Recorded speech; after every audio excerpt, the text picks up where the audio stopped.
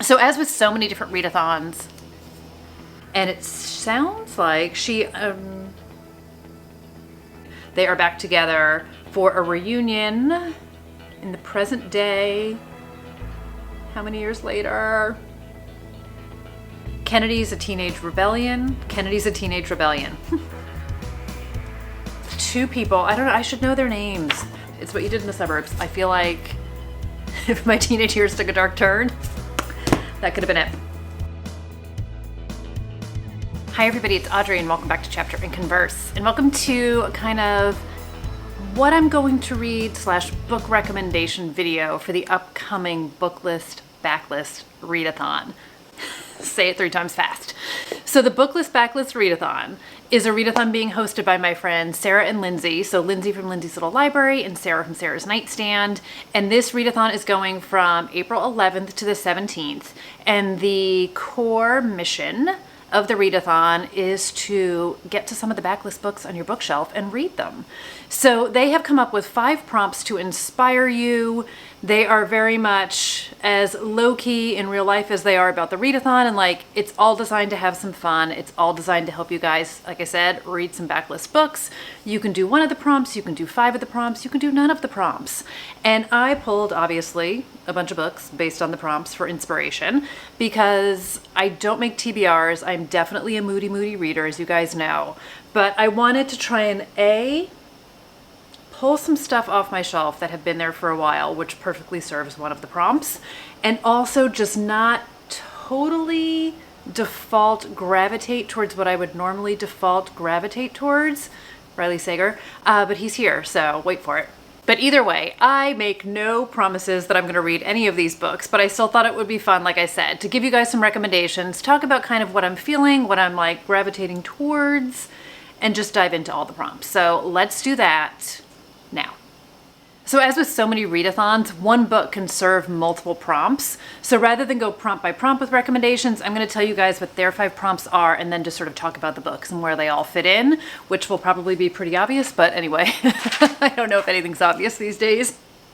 So the first prompt is to read a book by your favorite author. The second prompt is to pick a book that has been collecting dust. The third, they did a random color generator, and it's to read a book that has this color on the cover. So the color is telemagenta. We're gonna go with hot pink is kind of what I gravitated towards. Prompt number 4 is to pick a 5-star prediction book. And then the 5th one is to pick a book that has a scripted font in the title, which was both harder than I thought it was going to be, yet surprisingly, I have a lot of books on my shelf that have scripted writing on it, so who knew? So all that said and done, we are going to jump into some of my recommendations / TBR. And before we even get to that, so like what is backlist? I feel like there's multiple definitions. It's sort of like what is a thriller? But for me, so backlist is basically anything that isn't newly published. And in theory, because I did Google it, I did because I just wanted to make sure that I was like right about it, because God forbid I'm not right about what I'm saying here. But it's supposed to be something that's like a year or older. So to me, it's April 2022. I deliberately tried to not choose a book that came out in like November, December of last year, or did not pick a book, with one exception, I'm looking at the pile, which is why I keep turning away from you guys, that isn't the author's most recent book. So a book that the author had come out last year and like their new book is coming out this year. And this was just for my own personal type A, high maintenance, also trying to dig a little bit deeper on my shelf. I'm also looking at my pile and 1000% realizing I picked a new release. So that one's not gonna work. But let's dive into sort of some recommendations. So the first one is your favorite author. This one is obviously, I can't tell you guys what to read, but I'm leaning because my pile's a little bit further away. So some of my favorite authors, if you guys are just looking for an inspiration that maybe will fit one of the other prompts, or again, just looking for some good backlist, the first one I'm going to recommend is The Kind Worth Killing by Peter Swanson. If you guys have been here for a minute, you know this is one of my most favorite books ever. And if you are looking at this and thinking like, haven't seen that one before, yeah, did I treat myself to a hardcover copy of one of my most favorite books? Yeah, I did. So thanks Abe Books. I mean, I paid for it, but thanks to them for having it. So this is the original UK hardcover. Love it. So this is the first Peter Swanson book I read. This is Strangers on a Plane. So Ted and Lily meet at Heathrow Airport. Their flights from London back to Boston are delayed. They have a couple cocktails and Ted confesses that his wife is cheating on him and he just kind of wants to kill her. He's like so over it. And Lily is like, I 1000% think you should do that and I 1000% will help you do that. That is the opening pages of this book, and I dare you to start it and put it at, like, be able to put it back down again. So good. And then the next one I have is Riley Sager's Last Time I Lied. So this is his second book. This is the summer camp vibe one. I am starting to reread all of his books to amp myself up for his new book coming out this summer. So Last Time I Lied is the next one on my list of books to read. So I read this when it first came out. I haven't read it since, but this is 3 girls from a cabin go missing. And then that's in the past. And then in the present tense, the 4th cabin mate winds up coming back to the camp. Chaos, mystery, thriller ensues. Very good time. Summer camp friends. Another one of my most favorite authors. You think I would have my stuff together here, but you know me. So you know I don't. Is Jennifer Hillier, and this is Little Secrets. So technically, yes, this is her last published book, so this is where I'm bending my rule. Her new book comes out this summer, which I'm currently reading and loving. But this came out in 2020, so it feels a little bit older, and it has the hot pink on the cover too. So in this one, we have a couple, Marin and Derek, and a year ago, their young son was kidnapped and has never been found. And the FBI's case has gone very cold. So when the book opens, we meet Marin a year into this. She is obviously struggling with the loss of her child. She has not given up hope, and she has hired a private investigator since the FBI has basically closed the case because she needs to know what happened and she needs to find her son. And the private investigator finds way more than Marin bargained for. And it's what Marin does with that information. And it's so amazing. And it's everything Jennifer Hillier is amazing at. It's messy, it's dark, it's messed up, and I love it to pieces. Highly, highly, hugely recommend anything by Jennifer Hillier as an option. And then 2 books I have on my TBR for this prompt. The first one is Death Notice by Todd Ritter. So again, if you've been here for a minute, you know Todd Ritter is Riley Sager. These are the original series he published before Riley Sager happened. So there's 3 books in this series. And in this one, we have a police detective, and we're in Pennsylvania, and it's a sleepy town where nothing bad ever happens. And it says, George Winnick, a farmer in his 60s, is found in a homemade coffin on the side of the highway with his lips sewn shut and his veins and arteries drained of blood and filled with embalming fluid. Hello. Chilling as that is, it becomes even more so when Kat, who was our detective, finds that the Perry Hollow Gazette obituary writer Henry Gall received a death notice for Winnick before he got killed. So this is, I don't know if it turns into serial killer, but this sounds like kind of dark and messed up and amazing. And I am very curious to see where Riley Sager started and read his original books. So I've got this as an option. Sorry, this was a used book that used to be a library book. So it's got the shiny vellum cover because I haven't gotten that far yet. And then the other one I have is Lisa Jewell's The Family Upstairs. So I have not read a Lisa Jewell book in forever, but I love her so much and I need to get caught up. And the sequel to this is coming out in 2022. So I want to read this because I want to read this, and also I want to be prepared in case I want to read the second book in the series. So in this one, our main character is Libby. It's her 25th birthday. And when she comes home from work, she gets a letter that she has been waiting her entire life for. And she is finally going to find out who her parents are. So there is this house that she grew up in. There was some messed up stuff that happened there years ago. I've heard great things about this book, and that's why it's on the list. Also has hot pink on the cover. So, some of my favorite authors. Next up is books that have been collecting dust. So I would definitely put The Wife Upstairs in books that have been collecting dust.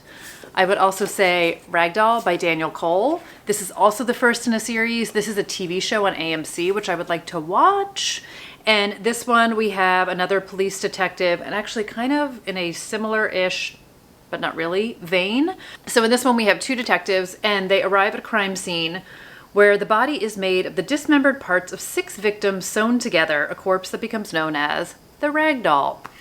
So Wolf is our main character. He is tasked with identifying the 6 people And then we have a journalist who anonymously receives a list of names. The journalist is also Wolf's ex-wife.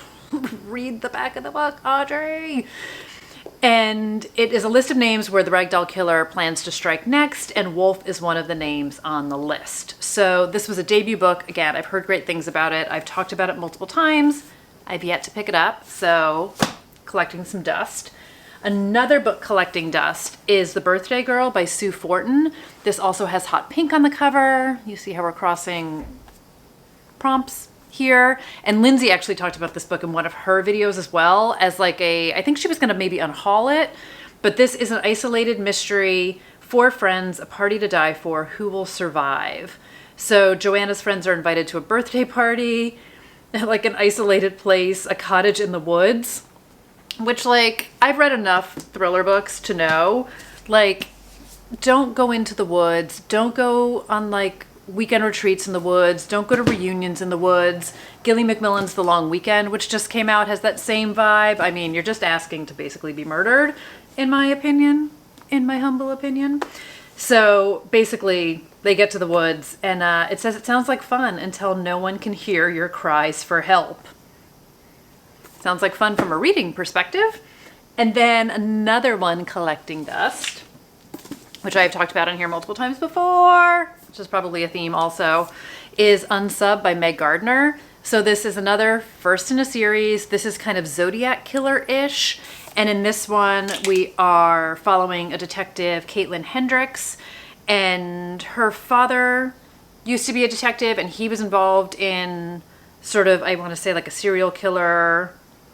Yes, failed to solve a series of ritualized murders many, many years ago, so 20 years ago. And now new bodies are being found with the same MO as the case from 20 years back. So I've heard nothing but amazing things about this book and this series. I have not read a Meg Gardner book in a dog's age. Collecting dust, kind of a fan. And then another one, which will also double over in my script cursive on the cover, is The Beloveds by Maureen Lindley. I have heard all of nobody talk about this book. This was one of those massive book haul, black hole kind of situations from many years ago. So this has been on my shelf forever. Part of why I picked it is 1000% the cover. I don't know if you guys can. It's beautiful. This author's name is also very close to the name of someone I used to be really good friends with. So every time I look at it, I think of her, which has nothing to do with anything other than I'm like, wait, should be like Molly wrote a book. So the blurb on this says, an exploration of domestic derangement, as sinister as Daphne du Maurier's classic Rebecca. The Beloveds plumbs the depths of sibling rivalry with wit and menace. It will have you wondering if there's a length to which an envious sister won't go. So this is about 2 sisters, Betty and Gloria. Gloria is the younger sister, and she unexpectedly inherits the stately family home. And Betty is jealous. She thinks it's hers. And she is going to take some action here. And it says, with the help of copious amounts of gin, a clutch of poisoned mushrooms, and a decidedly peculiar dog, Betty single-mindedly pursues a plan to see the estate return to her in all its glory. So I am not taking that I'm not hearing about this to mean anything bad about the book. There's plugs from Robin Harding. There's plugs from Liz Nugent on the cover. So I'm really curious. I love me some sibling rivalry stuff. Give me some sister-sister action. And then, I mean, if it's being compared to Rebecca, which I know is like, it's like when people say it's like the next Gone Girl, but I think sort of like the sinister, I love this just domestic derangement, I feel like is the best quote. So on the book, on the list, the book is on the list. Okay, let's get into some hot pinks. So the first one I have, I can't not. Riley Sager, Lock Every Door. This is his homage to Rosemary's Baby. This is the Bartholomew. It is a high-end apartment building on the Upper West Side. It's basically the Dakota. And we have our main character, Jules, who is so far down on her luck. She's broken up with her boyfriend, who she was living with. So she's moved out. She lost her job. Her best friend is like, you can come crash with me. But Jules is just like, nope, I'm going to like make it on my own. I don't want to take the handout. And she winds up seeing an ad in the paper to become a apartment sitter in this amazing apartment building for an incredible amount of money. If it seems too good to be true, it probably is, Jules. But she takes the deal, and she winds up moving into this apartment building that is full of kind of eccentric people and famous people and a laundry list of rules and some really weird happenings going on. And we follow Jules's journey. So the atmosphere in this one is completely amazing. You guys know I love me a Riley Sager, so there's another one in case you were looking for some of his books to read. The next one I have is Bathhouse by PJ Vernon. This is another bit of a cheat. This one came out last year, so his new book has not come out yet. But this cover is beautiful on a good day. It's even better when you're looking for a hot pink cover for a readathon. And I loved this book. This was grabbed me from page one, never let go. So in this one, we follow Oliver and Nathan. So they are not married, but they've been together for a long time. And Nathan is a doctor. Oliver is a recovering addict. And they are living down in DC. And when the book opens, Nathan is away at a conference, and Oliver, who struggles from a lot of addictions and is not really good at resisting temptation, winds up going to a bathhouse where he meets a man and barely escapes with his life. And that comes to haunt him through the rest of the book. So it's spinning lies to cover up what happened to him, to keep from Nathan that he cheated on him, and it's that one decision that spirals and changes everything. This was just so well written. Like I said, compulsively read it, gripped from the start. Definitely deliciously demented, dark and messed up people doing dark and messed up things. I loved it. I was so down for the ride. It was tense. I had just so many questions. I wasn't sure where things were going, and I just love... There's definitely a lot of unlikable things in this book and unlikable characters, which I just sink my teeth completely into. Love it. PJ Vernon also has another backlist book that came out before this one. I'm not seeing it. I'm trying to look at my cart. So if you've already read this and you love PJ Vernon, he does have a book before this that came out too. And then the next one I have is Crystal Sutherland. This is Our Chemical Hearts. So she wrote House of Hollow, which I read last year and loved. This is one of her earlier books. So in this one, it is Love is Never Quite What You Expect.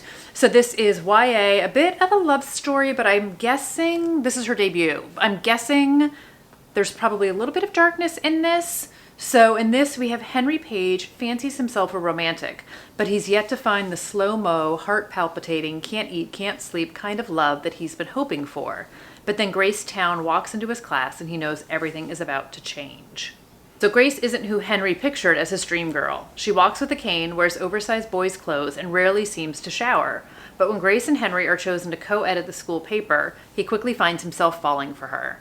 It's obvious there's something broken about Grace, but Henry wants nothing more than to help her put the pieces back together again.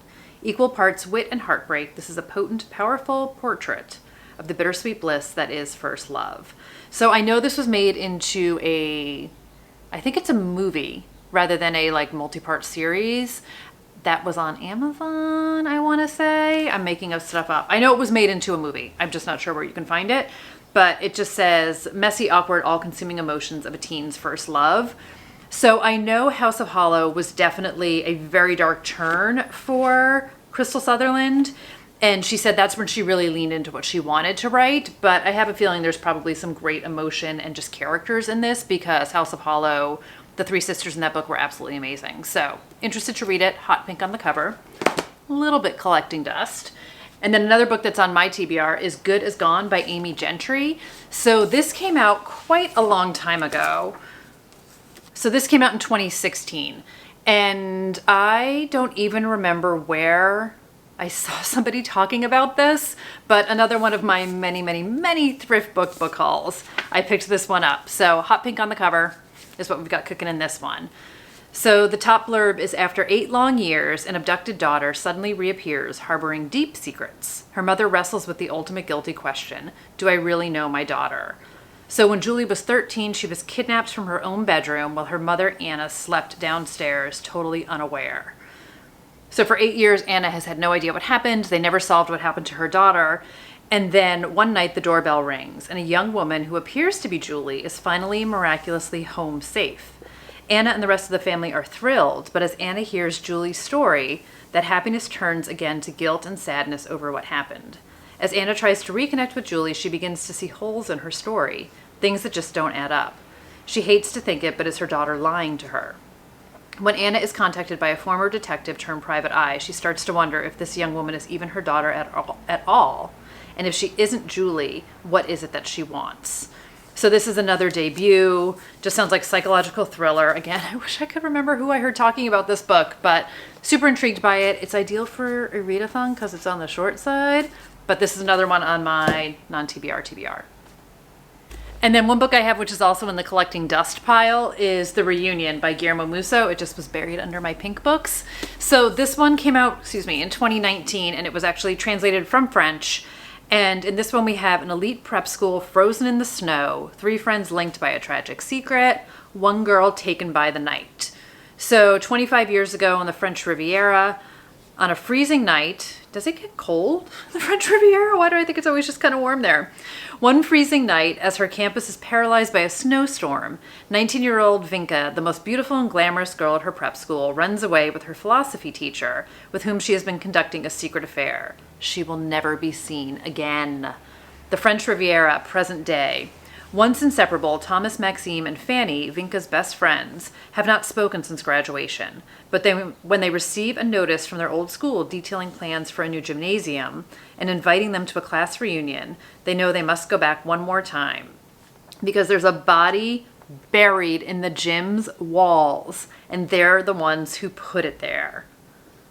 I mean, why am I not reading this book already? What really happened that long ago winter night? Nothing stands in the way of the truth. Why am I not reading this one yet? Also a short one, also perfect for a readathon. So this is what happens when I do these videos. I'm trying to discover the books that I want to read. Okay. And then the last prompt is script. Oh no, that's a lie. I've got one more collecting dust. This is what happens. Life of the disorganized booktuber, you guys. Another dust collector is The Good Son, and this is by Yu Jong. And in this one, we have 25-year-old Yujin wakes up to a strange metallic smell, and he soon discovers his mother's murdered body lying in a pool of blood at the bottom of the stairs of their stylish Seoul duplex.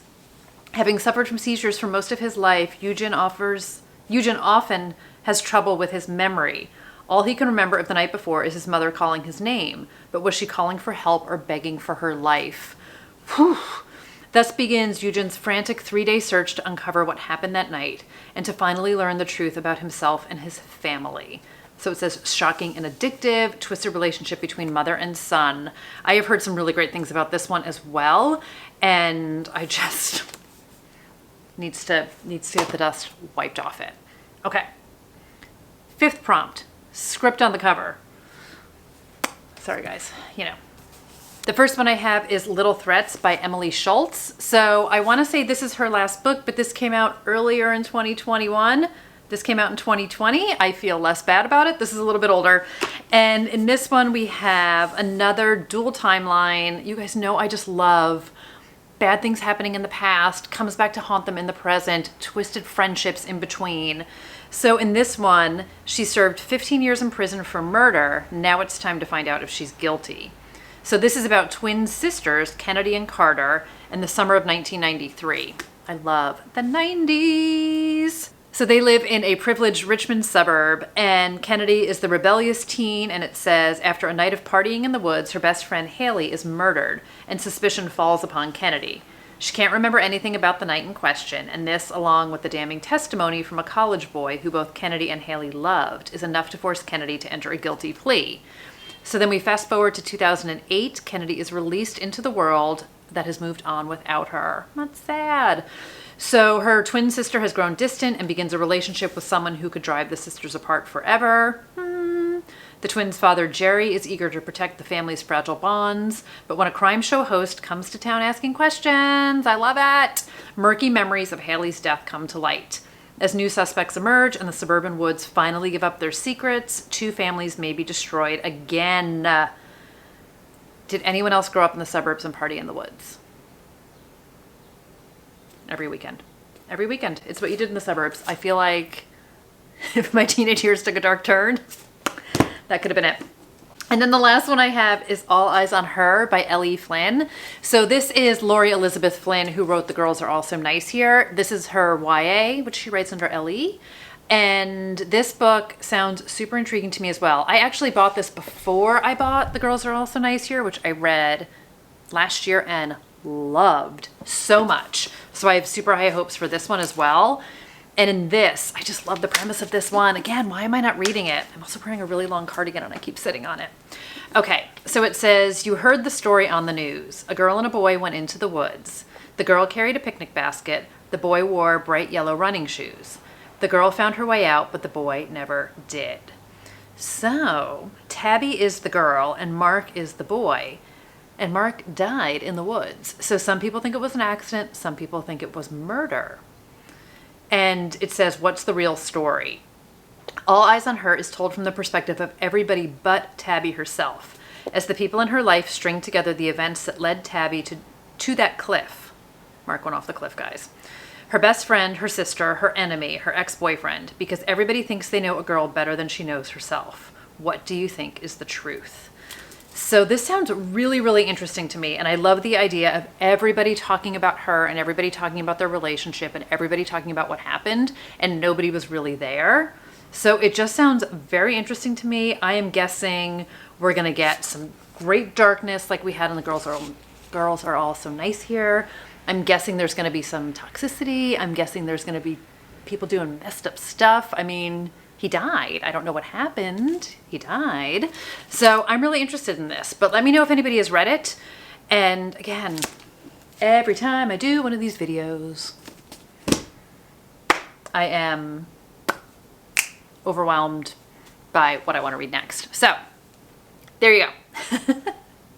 So those are all the books. Can't film a short video if I tried. Let me know if you guys, I just hit my hand. Let me know if you guys are participating in Booklist Backlist. If you're gonna try and fulfill some of the prompts, if you're just gonna read some backlist books, I will link Sarah and Lindsey's stuff down below, of course. And if you have read any of the books that I am toying with in this video, let me know also. And that's gonna do it for today. So thank you guys so much, as always, for being here and spending some of your time with me. I will see you guys in another video at some stage, and whenever that happens, I'll see you then. But thanks everybody and take care. Bye.